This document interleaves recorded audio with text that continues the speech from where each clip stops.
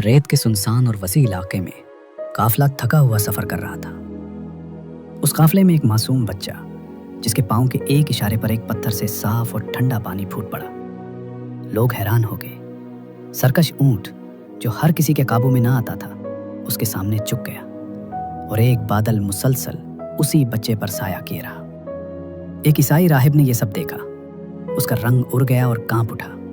उसने कहा, अगर यहूदी लोगों ने इस बच्चे को पहचान लिया तो वो उसे कत्ल कर देंगे, लिहाजा उसे फौरन वापस ले चलो। ये कोई आम बच्चा नहीं था, ये वो हस्ती थी जिनको अल्लाह ताला ने पूरी इंसानियत के लिए अपनी रसूल बनाकर भेजा। वो ज़ाती मुबारक हज़रत मोहम्मद मुस्तफ़ा सल्लल्लाहु अलैहि वसल्लम की थी। जो ही आपने पत्थर पर पाँव मारा, उसके नीचे से साफ और उम्दा पानी फूट निकला। उन्होंने ऐसा पानी पहले कभी नहीं पिया था। खूब सैर होकर पिया। फिर उन्होंने पूछा, भतीजे, क्या आप सैर हो चुके? नबी करीम सल्लल्लाहु अलैहि वसल्लम ने फरमाया, हाँ। आपने इसी जगह अपनी एड़ी फिर मारी और वो जगह दोबारा ऐसी खुश्क हो गई जैसे पहले थी। हुजूर नबी करीम सल्लल्लाहु अलैहि वसल्लम चंद साल अपने दूसरे चचा ज़ुबैर बिन अब्दुल मुत्तलिब के साथ भी रहे थे। उस ज़माने में एक मर्तबा हुजूर सल्लल्लाहु अलैहि वसल्लम अपने उन चचा के साथ एक काफ़िले में यमन तशरीफ़ ले गए। रास्ते में एक वादी से गुजर हुआ। इस वादी में एक सरकश ऊँट रहता था। गुजरने वालों का रास्ता रोक लेता था, मगर उसने नबी करीम सल्लल्लाहु अलैहि वसल्लम को देखा तो फौरन बैठ गया और ज़मीन से अपनी छाती रगड़ने लगा। आप अपने ऊँट से उतरकर उस पर सवार हो गए। अब वो ऊँट आपको लेकर चला और वादी के पार तक ले गया। इसके बाद आपने उस ऊँट को छोड़ दिया। ये काफिला जब सफ़र से वापस लौटा तो एक ऐसी वादी से उसका गुजर हुआ जो तूफानी पानी से भरी हुई थी। पानी मौजें मार रहा था। ये देखकर आपने काफिले वालों से फरमाया, मेरे पीछे पीछे आओ। फिर आप इत्मीनान से वादी में दाखिल हो गए। बाकी लोग भी आपके पीछे थे। अल्लाह ताला ने अपनी कुदरत से पानी खुश्क कर दिया और आप पूरे काफिले को लिए पार हो गए। काफिला मक्का पहुंचा तो लोगों ने ये हैरतनाक वाकयात बयान किए। लोग सुनकर बोल उठे, इस लड़के की तो कुछ शान ही निराली है। इब्न हिशाम लिखते हैं, बनो लहब का एक शख्स बहुत बड़ा कयाफा शनास था, यानी लोगों की शक्ल सूरत देखकर उनके हालात और मुस्तकबिल के बारे में अंदाज़ा लगाया करता था। मक्का आता तो लोग अपने बच्चों को उसके पास लाते। वो उन्हें देख देख कर उनके बारे में बताता था। एक बार ये आया तो अबू तालिब आपको भी उसके पास ले गए और उस वक्त आप अभी 9 उम्र लड़के ही थे। कयाफा शनास ने आपको एक नज़र देखा, फिर दूसरे बच्चों को देखने लगा। फारिग होने के बाद उसने कहा, इस लड़के को मेरे पास लाओ। अबू तालिब ने यह बात महसूस कर ली थी कि कयाफा शनास ने उनके भतीजे को अजीब नज़रों से देखा है, लिहाजा वो आपको लेकर वहाँ से निकल आए थे। जब कयाफा शनास को मालूम हुआ कि आप वहाँ मौजूद नहीं हैं तो वो चीखने लगा, तुम्हारा बुरा हो, इस लड़के को मेरे पास लाओ जिसे मैंने अभी देखा है। अल्लाह की कसम, वो बड़ी शान वाला है। अबू तालिब ने निकलते हुए उसके ये अल्फाज सुन लिए थे। अबू तालिब ने तिजारत की गर्ज से शाम जाने का इरादा किया। नबी करीम सल्लल्लाहु अलैहि वसल्लम ने भी साथ जाने का शौक़ ज़ाहिर फरमाया। बाज़ रिवायात में आया है कि आपने जाने के लिए ख़ास तौर पर फरमाइश की। अबू तालिब ने आपका शौक़ देखकर कहा, अल्लाह की कसम, मैं उसे साथ ज़रूर ले जाऊँगा। ना ये कभी मुझसे जुदा हो सकता है, ना मैं उसे कभी अपने से जुदा कर सकता हूँ। एक रिवायत में यूँ आया है, आपने अबू तालिब की ऊँटनी की लगाम पकड़ ली और फरमाया, चचा जान, आप मुझे किसके पास छोड़े जा रहे हैं? मेरी न माँ है न बाप। उस वक्त आपकी उम्र मुबारक 9 साल थी। आखिर अबू तालिब आपको साथ लेकर रवाना हुए। आपको अपनी ऊँटनी पर बिठाया। रास्ते में ईसाइयों की एक इबादतगाह के पास ठहरे। खानकाह के राहिब ने नबी करीम सल्लल्लाहु अलैहि वसल्लम को देखा। उसने अबू तालिब से पूछा, ये लड़का तुम्हारा कौन है? उन्होंने जवाब दिया, ये मेरा बेटा है। ये सुनकर राहिब ने कहा, ये तुम्हारा बेटा नहीं हो सकता। ये सुनकर अबू तालिब बहुत हैरान हुए। बोले, क्या मतलब? ये क्यों मेरा बेटा नहीं हो सकता भला? उसने कहा, ये मुमकिन ही नहीं कि इस लड़के का बाप जिंदा हो। ये नबी है। मतलब ये था कि उनमें जो निशानियां हैं वो दुनिया के आखिरी नबी की हैं और उनकी एक अलामत यह है कि वो यतीम होंगे। उनके बाप का इंतकाल उसी ज़माने में हो जाएगा जबकि वो अभी पैदा होने वाले होंगे। इस लड़के में आने वाले नबी की तमाम अलामात मौजूद हैं। उनकी एक निशानी ये है कि बचपन में उनकी वालिदा का भी इंतकाल हो जाएगा। अब अबू तालिब ने उस राहिब से पूछा, नबी क्या होता है? राहिब ने कहा, नबी वो होता है जिसके पास आसमान से खबरें आती हैं और फिर वो ज़मीन वालों को उनकी इत्तला देता है। तुम यहूदियों से इस लड़के की हिफाजत करना। उसके बाद अबू तालिब वहाँ से आगे रवाना हुए। रास्ते में एक और राहिब के पास ठहरे। ये भी एक खानकाह का आबिद था। उसकी नज़र भी नबी करीम सल्लल्लाहु अलैहि वसल्लम पर पड़ी तो यही पूछा, ये लड़का तुम्हारा क्या लगता है? ابو طالب نے اس سے بھی یہی کہا، یہ میرا بیٹا ہے۔ راہب یہ سن کر بولا، یہ تمہارا بیٹا نہیں ہو سکتا، اس کا باپ زندہ ہو ہی نہیں سکتا۔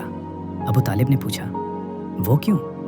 راہب نے جواب میں کہا، اس لیے کہ اس کا چہرہ نبی کا چہرہ ہے، اس کی آنکھیں ایک نبی کی آنکھیں ہیں، یعنی ایسے نبی جو آخری امت کے لیے بھیجے جانے والے ہیں۔ ان کی علامات پرانی آسمانی کتابوں میں موجود ہیں۔ اس کے بعد یہ قافلہ روانہ ہو کر بصری پہنچا۔ یہاں بحرا نام کا ایک راہب اپنی خانقاہ میں رہتا تھا۔ اس کا اصل نام جرجیس تھا، بحرا اس کا لقب تھا۔ وہ بہت زبردست عالم تھا۔ حضرت عیسیٰ علیہ السلام کے زمانے سے اس خانقاہ کا راہب نسل در نسل یہ عالم فاضل خاندان ہی چلا آ رہا تھا۔ اس طرح اس زمانے میں ان کا سب سے بڑا عالم بحرا ہی تھا۔ قریش کے لوگ اکثر بحرا کے پاس سے گزرا کرتے تھے، مگر اس نے کبھی ان سے کوئی بات نہیں کی تھی۔ مگر اس بار اس نے قافلے میں آپ کو دیکھ لیا تو پورے قافلے کے لیے کھانا تیار کروایا۔ بحرا نے یہ منظر بھی دیکھا کہ نبی کریم صلی اللہ علیہ وآلہ وسلم پر ایک بدلی سایہ کیے ہوئے تھی۔ جب یہ قافلہ ایک درخت کے نیچے آ کر ٹھہرا تو اس نے بدلی کی طرف دیکھا۔ وہ اب اس درخت پر سایہ ڈال رہی تھی اور اس درخت کی شاخیں اس طرف جھک گئی تھیں جدھر نبی کریم صلی اللہ علیہ وآلہ وسلم موجود تھے۔ اس نے دیکھا بہت سی شاخوں نے آپ کے اوپر جمگھٹا سا کر لیا تھا۔ اصل میں ہوا یہ تھا، جب نبی کریم صلی اللہ علیہ وآلہ وسلم اس درخت کے پاس پہنچے تو قافلے کے لوگ پہلے ہی سایہ دار جگہ پر قبضہ کر چکے تھے۔ اب آپ کے لیے کوئی سایہ دار جگہ نہیں بچی تھی۔ چنانچہ آپ جب دھوپ میں بیٹھے تو شاخوں نے اپنا رخ تبدیل کر لیا اور آپ کے اوپر جمع ہو گئیں۔ اس طرح آپ مکمل طور پر سائے میں ہو گئے۔ بحرا نے یہ منظر صاف دیکھا تھا۔ آپ کی یہ نشانی دیکھ کر اس نے قافلے والوں کو پیغام بھجوایا، اے قریشیو، میں نے آپ لوگوں کے لیے کھانا تیار کروایا ہے۔ میری خواہش ہے کہ آپ تمام لوگ کھانا کھانے آئیں، یعنی بچے، بوڑھے اور غلام سب آئیں۔ بحرا کا یہ پیغام سن کر قافلے میں سے ایک نے کہا، اے بحرا، آج تو آپ نیا کام کر رہے ہیں، ہم تو اکثر اس راستے سے گزرتے ہیں، آپ نے کبھی دعوت کا انتظام نہیں کیا، پھر آج کیا بات ہے؟ بحرا نے انہیں صرف اتنا جواب دیا، تم نے ٹھیک کہا، لیکن بس آپ لوگ مہمان ہیں اور مہمان کا اکرام کرنا بہت اچھی بات ہے۔ اس طرح تمام لوگ بحرا کے پاس پہنچ گئے، لیکن اللہ کے رسول صلی اللہ علیہ وآلہ وسلم ان کے ساتھ نہیں تھے۔ انہیں پڑاؤ ہی میں چھوڑ دیا گیا تھا۔ آپ کو قافلے کے ساتھ اس لیے نہیں لے جایا گیا تھا کہ آپ کم عمر تھے۔ آپ وہیں درخت کے نیچے بیٹھ گئے۔ ادھر بحرا نے لوگوں کو دیکھا اور ان میں سے کسی میں اسے وہ صفت نظر نہ آئی جو آخری نبی کے بارے میں اسے معلوم تھی۔ نہ ان میں سے کسی پر وہ بدلی نظر آئی، بلکہ اس نے عجیب بات دیکھی کہ وہ بدلی وہیں پڑاؤ کی جگہ پر ہی رہ گئی تھی۔ اس کا صاف مطلب یہ تھا، بدلی وہیں ہے جہاں اللہ کے رسول ہیں۔ تب اس نے کہا، اے قریش کے لوگوں، میری دعوت سے آپ میں سے کوئی بھی پیچھے نہیں رہنا چاہیے۔ اس پر قریش نے کہا، اے بحیرہ، جن لوگوں کو آپ کی اس دعوت میں لانا ضروری تھا ان میں سے تو کوئی رہا نہیں، ہاں ایک لڑکا رہ گیا ہے جو سب سے کم عمر ہے۔ بحیرہ بولا، تب پھر مہربانی فرما کر اسے بھی بلا لیں۔ یہ کس قدر بری بات ہے کہ آپ سب آئیں اور آپ میں سے ایک رہ جائے، اور میں نے اسے آپ لوگوں کے ساتھ دیکھا تھا۔ تب ایک شخص گیا اور آپ کو ساتھ لے کر بحیرہ کی طرف روانہ ہوا۔ اس وقت وہ بدلی آپ کے ساتھ ساتھ چلی اور تمام راستے اس نے آپ پر سایہ کیے رکھا۔ بحیرہ نے یہ منظر صاف دیکھا۔ وہ اب آپ کو اور زیادہ غور سے دیکھ رہا تھا اور آپ کے جسم مبارک میں وہ علامات تلاش کر رہا تھا جو ان کی کتب میں درج تھی۔ جب لوگ کھانا کھا چکے اور ادھر ادھر ہو گئے تب بحیرہ آپ کے پاس آیا اور بولا، میں لات اور عزی کے نام پر آپ سے چند باتیں پوچھنا چاہتا ہوں، جو میں پوچھوں آپ مجھے بتائیں۔ اس کی بات سن کر آپ نے فرمایا، لات اور عزی کے نام پر مجھ سے کچھ نہ پوچھو، اللہ کی قسم مجھے سب سے زیادہ نفرت انہی سے ہے۔ اب بحیرہ بولا، اچھا تو پھر اللہ کے نام پر بتائیں جو میں پوچھنا چاہتا ہوں۔ تو آپ نے فرمایا، پوچھو، کیا پوچھنا ہے؟ اس نے بہت سے سوالات کیے، آپ کی عادات کے بارے میں پوچھا۔ اس کے بعد اس نے آپ کی کمر پر سے کپڑا ہٹا کر مہر نبوت کو دیکھا۔ وہ بالکل ویسی ہی تھی جیسا کہ اس نے اپنی کتابوں میں پڑھا تھا۔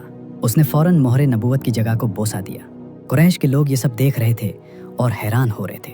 آخر لوگ کہے بغیر نہ رہ سکے، یہ راہب محمد صلی اللہ علیہ وآلہ وسلم میں بہت دلچسپی لے رہا ہے، شاید اس کے نزدیک ان کا مرتبہ بہت بلند ہے۔ ادھر نبی کریم صلی اللہ علیہ وآلہ وسلم سے بات چیت کرنے کے بعد بحیرہ ابو طالب کی طرف آیا اور بولا، یہ لڑکا تمہارا کیا لگتا ہے؟ ابو طالب نے کہا، یہ میرا بیٹا ہے۔ اس پر بحیرہ نے کہا، نہیں، یہ تمہارا بیٹا نہیں ہو سکتا، یہ نہیں ہو سکتا کہ اس کا باپ زندہ ہو۔ ابو طالب کو یہ سن حیرت ہوئی۔ پھر انہوں نے کہا، دراصل یہ میرے بھائی کا بیٹا ہے، ان کا باپ کہاں ہے؟ وہ فوت ہو چکا ہے، اس کا انتقال اس وقت ہو گیا تھا جب یہ ابھی پیدا نہیں ہوئے تھے۔ یہ سن کر بحیرہ بول اٹھا، ہاں یہ بات صحیح ہے، اور ان کی والدہ کا کیا ہوا؟ ان کا ابھی تھوڑے عرصہ ہی پہلے انتقال ہوا ہے۔ یہ سنتے ہی بحیرہ نے کہا، بالکل ٹھیک کہا، اب تم یوں کرو کہ اپنے بھتیجے کو واپس وطن لے جاؤ، یہودیوں سے ان کی پوری طرح حفاظت کرو۔ اگر انہوں نے انہیں دیکھ لیا اور ان میں وہ نشانیاں دیکھ لیں جو میں نے دیکھی ہیں تو وہ انہیں قتل کرنے کی کوشش کریں گے۔ تمہارا یہ بھتیجا نبی ہے، اس کی بہت شان ہے۔ ان کی شان کے بارے میں ہماری اپنی کتابوں میں بھی لکھا ہوا ہے اور ہم نے اپنے باپ داداؤں سے بھی بہت کچھ سن رکھا ہے۔ میں نے یہ نصیحت کر کے اپنا فرض پورا کر دیا ہے اور انہیں واپس لے جانا تمہاری ذمہ داری ہے۔ ابو طالب بہرہ کی باتیں سن کر خوفزدہ ہو گئے، آپ کو لے کر مکہ واپس آ گئے۔ اس واقعے کے وقت آپ کی عمر 9 سال تھی۔ اس عمر کے لڑکے عام طور پر کھیل کود میں ضرور حصہ لیتے ہیں، ان کھیلوں میں خراب اور گندے کھیل بھی ہوتے ہیں۔ اللہ تعالیٰ نے آپ کو اس سلسلے میں بھی بالکل محفوظ رکھا۔ جاہلیت کے زمانے میں عرب جن برائیوں میں جکڑے ہوئے تھے ان برائیوں سے بھی اللہ تعالیٰ نے آپ کی حفاظت فرمائی۔ ایک واقعہ آپ نے خود بیان فرمایا۔ ایک قریشی لڑکا مکہ کے بالائی حصے میں اپنی بکریاں لیے میرے ساتھ تھا۔ میں نے اس سے کہا، تم ذرا میری بکریوں کا دھیان رکھو تاکہ میں قصہ گوئی کی مجلس میں شریک ہو سکوں، وہاں سب لڑکے جاتے ہیں۔ اس لڑکے نے کہا، اچھا۔ اس کے بعد میں روانہ ہوا۔ میں متہ کے ایک مکان میں داخل ہوا تو مجھے گانے اور باجے کی آواز سنائی تھی۔ میں نے لوگوں سے پوچھا، یہ کیا ہو رہا ہے؟ مجھے بتایا گیا کہ ایک قریشی کی فلاں شخص کی بیٹی سے شادی ہو رہی ہے۔ میں نے اس طرف توجہ دی ہی تھی کہ میری آنکھیں نیند سے جھکنے لگیں، یہاں تک کہ میں سو گیا۔ پھر میری آنکھ اس وقت کھلی جب دھوپ مجھ پر پڑی۔ آپ واپس اس لڑکے کے پاس پہنچے تو اس نے پوچھا، تم نے وہاں جا کر کیا کیا؟ میں نے اسے واقعہ سنا دیا۔ دوسری مرتبہ پھر ایسا ہی ہوا۔ مطلب یہ کہ قریش کی لغو مجلسوں سے اللہ تعالیٰ نے آپ کو محفوظ رکھا۔ قریش کے ایک بت کا نام بوانا تھا۔ قریش ہر سال اس کے پاس حاضری دیا کرتے تھے، اس کی بے حد عزت کرتے تھے۔ اس کے پاس قربانی کا جانور ذبح کرتے، سر منڈاتے، سارا دن اس کے پاس اعتکاف کرتے۔ ابو طالب بھی اپنی قوم کے ساتھ اس بت کے پاس حاضری دیتے۔ اس موقع کو قریش عید کی طرح مناتے تھے۔ ابو طالب نے نبی کریم صلی اللہ علیہ وآلہ وسلم سے کہا، بھتیجے آپ بھی ہمارے ساتھ عید میں شریک ہوں؟ آپ نے انکار فرما دیا۔ ابو طالب ہر سال آپ کو شریک ہونے کے لیے کہتے رہے لیکن آپ ہر بار انکار ہی کرتے رہے۔ آخر ایک بار ابو طالب کو غصہ آ گیا۔ آپ کی پھپھیوں کو بھی آپ پر بے تحاشا غصہ آیا۔ وہ آپ سے بولے، تم ہمارے معبودوں سے اس طرح بچتے ہو اور پرہیز کرتے ہو، ہمیں ڈر ہے کہ تمہیں کوئی نقصان نہ پہنچے۔ انہوں نے یہ بھی کہا، محمد آخر تم عید میں کیوں شریک نہیں ہوتے؟ ان کی باتوں سے تنگ آ کر آپ ان کے پاس سے اٹھ کر کہیں دور چلے گئے۔ اس بارے میں آپ فرماتے ہیں، میں جب بھی بوانا یا کسی اور بت کے نزدیک ہوا میرے سامنے ایک سفید رنگ کا بہت قداور آدمی ظاہر ہوا۔ اس نے ہر بار مجھ سے یہی کہا، محمد پیچھے ہٹو، اس کو چھونا نہیں۔ خانہ کعبہ میں تانبے کے 2 بت تھے، ان کے نام اصاف اور نائلہ تھے۔ طواف کرتے وقت مشرک برکت حاصل کرنے کے لیے ان کو چھوا کرتے تھے۔ حضرت زید بن حارثہ رضی اللہ عنہ فرماتے ہیں، ایک مرتبہ آپ صلی اللہ علیہ وآلہ وسلم بیت اللہ کا طواف کر رہے تھے، میں بھی آپ کے ساتھ تھا۔ جب میں طواف کے دوران ان بتوں کے پاس سے گزرا تو میں نے بھی ان کو چھوا۔ نبی پاک صلی اللہ علیہ وآلہ وسلم نے فوراً فرمایا، ان کو ہاتھ مت لگاؤ۔ اس کے بعد ہم طواف کرتے رہے۔